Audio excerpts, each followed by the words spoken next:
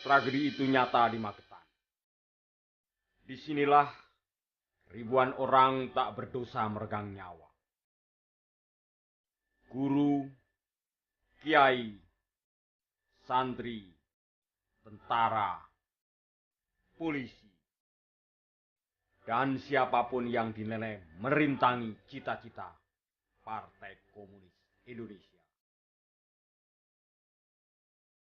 Setelah Musso memproklamirkan negara Republik Soviet Indonesia di Madiun 18 September 1948.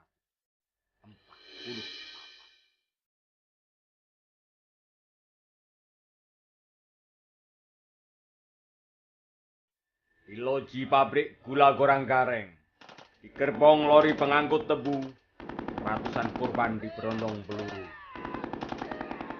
Darah menggenangi lantai loji hingga mata kaki. Di tengah kebun tebu, 114 orang dikubur hidup-hidup di dasar sumur-sumur tua.